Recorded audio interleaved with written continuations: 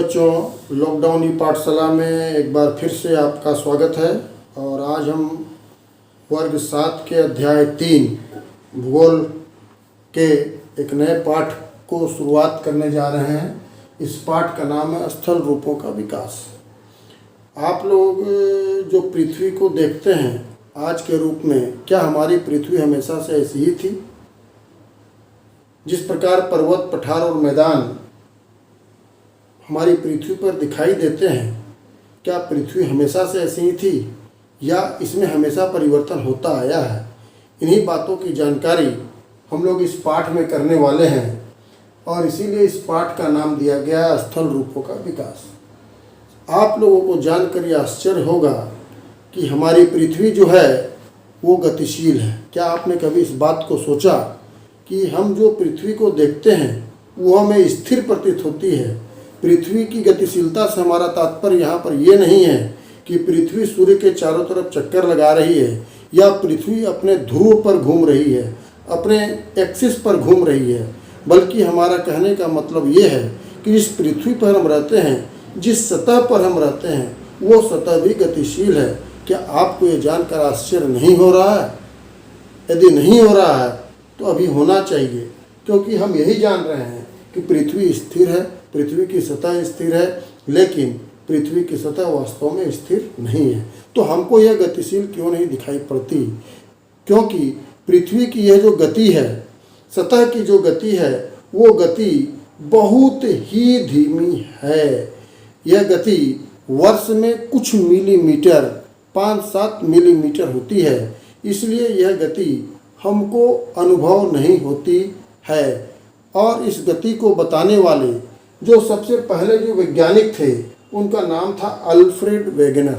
Alfred Wegener नाम के एक वैज्ञानिक थे, जिन्होंने 1912 ईस्वी में बतलाया कि यह पृथ्वी जो है वो हमारी सतत गतिशील है और यह पृथ्वी जैसी हमको आज दिखाई देती है वैसी आज नहीं थी। तो इस गतिशीलता का क्या प्रभाव हमारी पृथ्वी पर पड़ता है और पृथ्वी हमारी गतिशील क्यों है? और जब पृथ्वी आज ऐसी थी जो 7 महादेश और 5 महासागरों में बटी हुई है, उस समय बहुत पहले की अवस्था में पृथ्वी का स्वरूप कैसा था, इसके बारे में अल्फ्रेड वेगनर महोदय साहब ने कुछ बतलाया।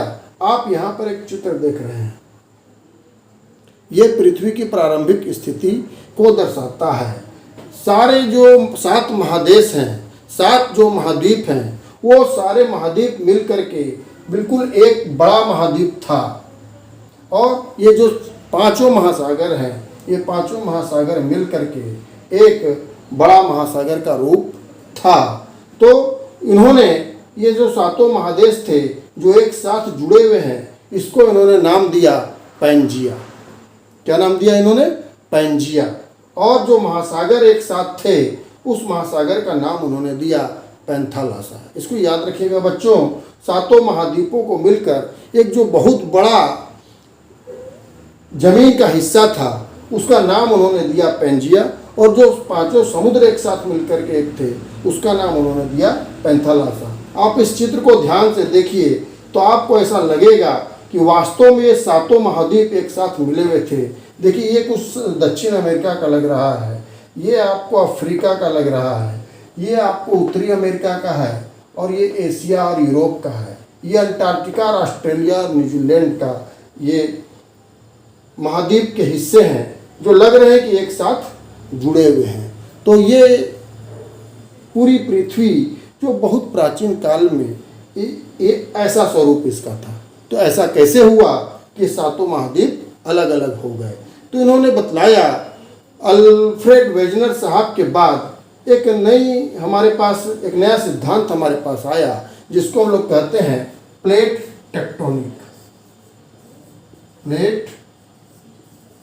टेक्टोनिक सिद्धांत।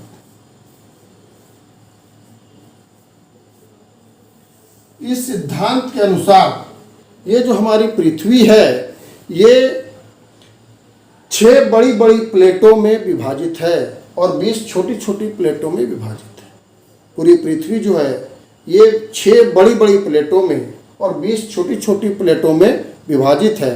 इन प्लेटों को हम लोग स्थल मंडलीय प्लेट या टेक्टोनिक प्लेट कहते हैं। स्थल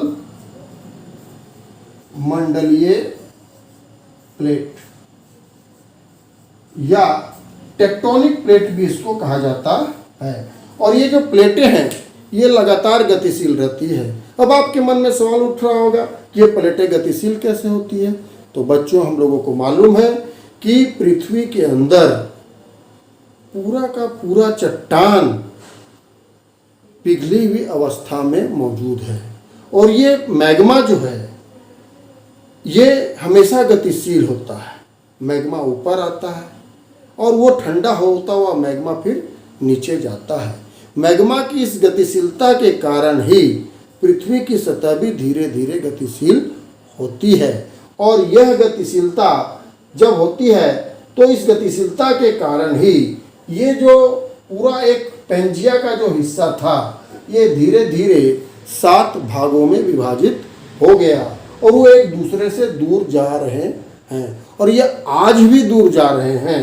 और इस प्रकार इन 7 महाद्वीपों का जन्म हुआ। अब ये जो प्लेटें हैं ये 2 तरह की होती हैं। एक तरह की प्लेटें हैं जहाँ पर प्लेटें एक दूसरे से दूर जा रही हैं और एक तरह की प्लेटें हैं जहाँ पर प्लेटें एक दूसरे के नज़दीक आ रही हैं। तो इन प्लेटों की जो बाउंड्री है, जो अंतिम हिस्सा है, वहाँ पर ये प्लेटें एक दूसरे से टकराती हैं और जब टकराती हैं तो वहाँ पर भूकंप और ज्वालामुखी जैसी प्रक्रिया होती है।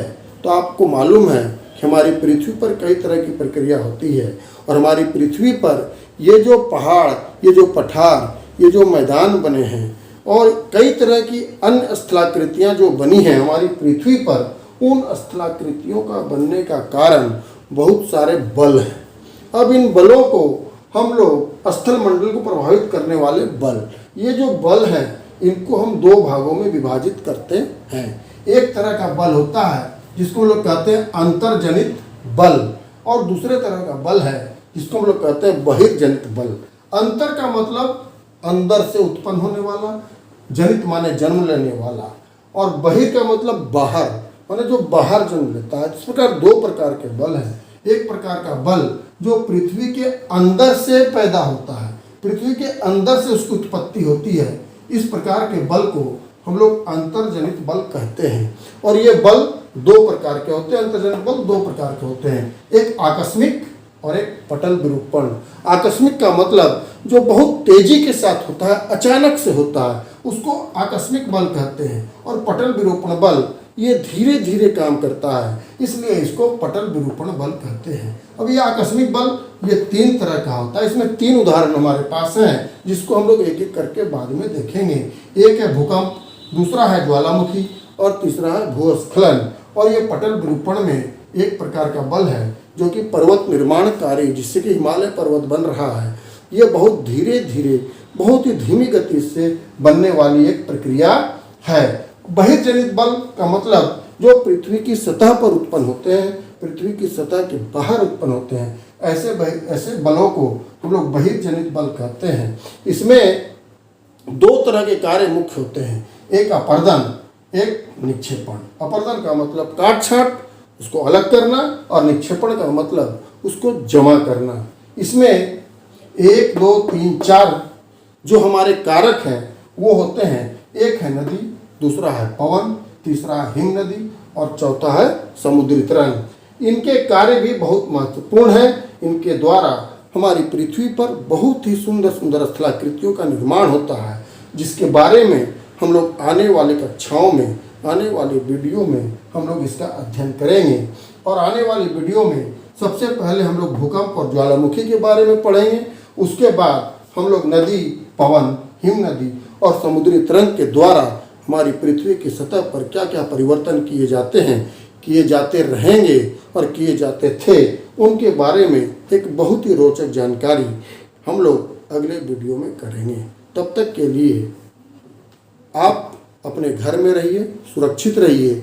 अनलॉक का मतलब ये नहीं होता कि हम लोग बिना मतलब के, बिना किसी काम के घर से बाहर निकलें और बाज़ारों में घूमें। अनलॉक का मतलब है बहुत ज़रूरी काम होने पर ही हम लोग अपने घरों से बाहर निकलें, अन्यथा हम लोग अपने घर में ही रहें, सुरक्षित रहें और कोरोना को हम लोग हराने का काम करें। धन्यवाद।